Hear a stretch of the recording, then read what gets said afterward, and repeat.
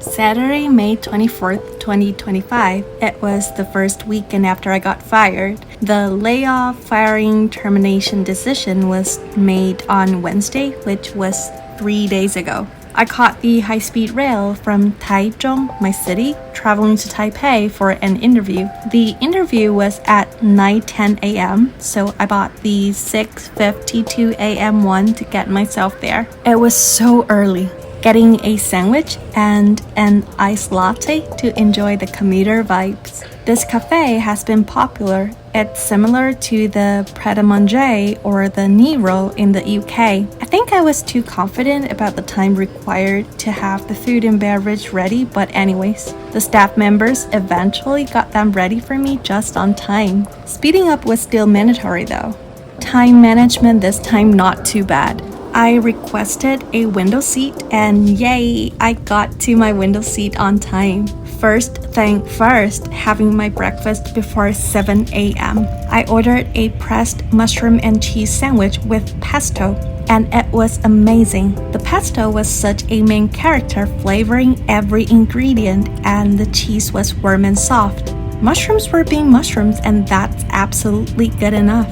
Our train tracks frequently go through tunnels because Taiwan is a country with high mountains and forests occupying more than half of the territory. The countryside might be as green and flat as this view, while big cities are overpopulated and extremely busy. What makes Taiwan high-speed rail special is the brochure they have in the seat pocket, similar to the duty-free magazine in the cabin. See this pineapple loaf? We Taiwanese are proud of our locally grown fruit, so we seize every chance we've got to insert the fruit into the food we consume. Besides the shopping brochure, the high-speed rail also has a travel lifestyle magazine which is published monthly to share the exploration and tourism topics with passengers. And I was about to hop off. This is the watch I bought in Glasgow. My transportation card has a cute pattern. It is a limited edition based on a floral fair designed only for Taichung citizens. The Taipei station is such a concrete maze. It'd be rare if you don't get lost. And yes, this was me getting lost. Toilet time, but where is the lid? I thought this only happened in Europe. Where the lid? The hand dryers were also from Mitsubishi, just like the ones in the Eye of Sky. Shout out to the sales team, you guys must have done a great job. Getting my water bottle refilled. I roughly had 45 minutes to do the commute, and I was just about to start my first part of the journey, waiting in line for the metro. It was quite crowded at 8:18 on Saturday morning. I sat down for a while and finally got out at 8:40 a.m. Good morning, capital. We are such a scooter country that tons of scooters are assigned to our police. The capital is surrounded by mountains, so the heat and the humidity in summer could be unbearable. I still got 15 to 25 minutes to ride the bike. Stuff in the basket, no problem with the saddle, the bar at 3, everything looked nice. However, I wasn't sure if I was gonna make it on time. 8:50 in the morning, I entered a district. It's literally called the Exam Department District. See the 7 Mandarin characters on the yellow board? It said, "Welcome to the Exam Department District." For tonight, and yay, I arrived safely. The block right in the front would be the building for the interview for becoming a licensed tour guide. Happy could have been sent to God by the traffic conditions in Taiwan. This Mandarin word is bang, which means the eligible list. So we can see this outdoor bulletin board was built for displaying eligible lists at the entrance of the National Examination Center.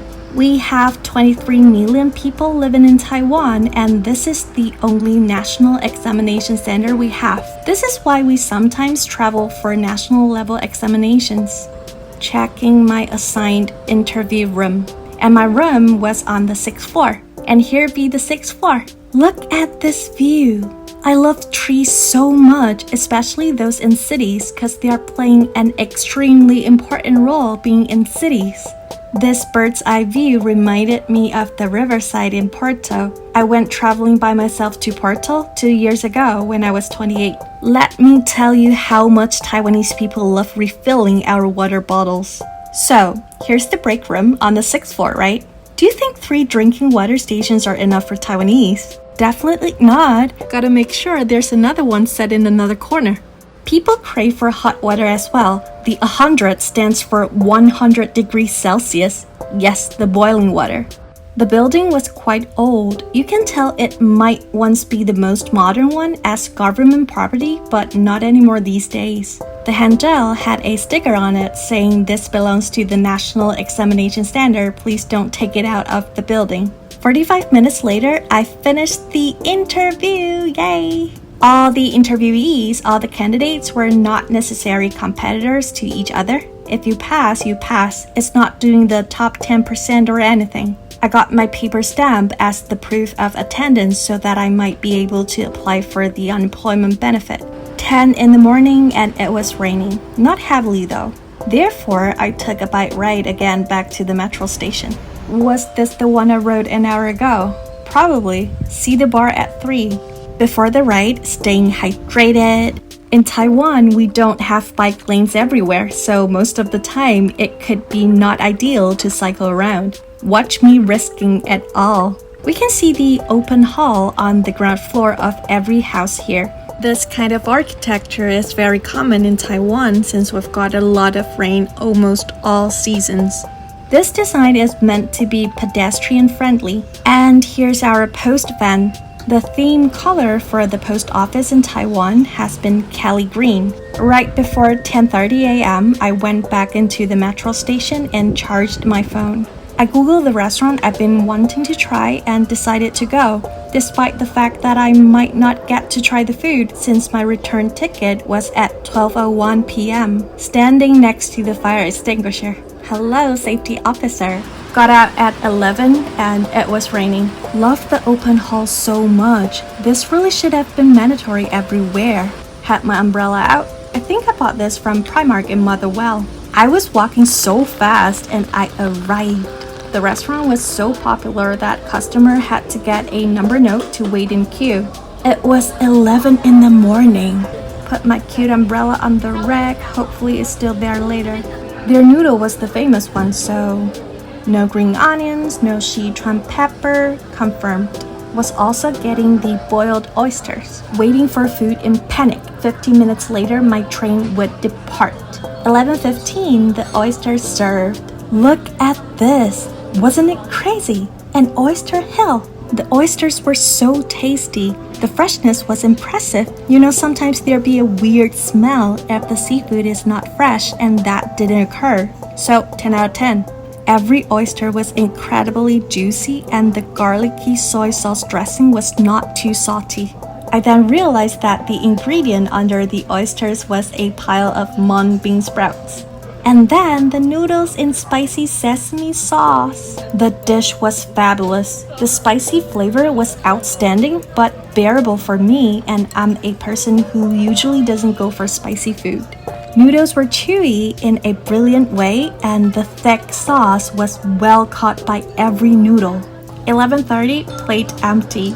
In just 11 minutes, I was at the water refill machine in Taipei train station, 11:45, and I was ready to board. Taipei has always been a place where a journey starts, where Taiwanese people take their first step when it comes to building lives. I went to Taipei for my very first job interview in 2018 when I was 23 years old, and for visa application several times. Taiwanese people be having lots of friends or family members living, working, studying in Taipei, and yeah, that's the capital. Thank you so much for watching my first vlog after I got fired, and if I managed to upload this vlog, it means that I passed the tour guide interview and I'm about to take the required courses before officially getting the license. New plans ahead for me, and I hope for you as well.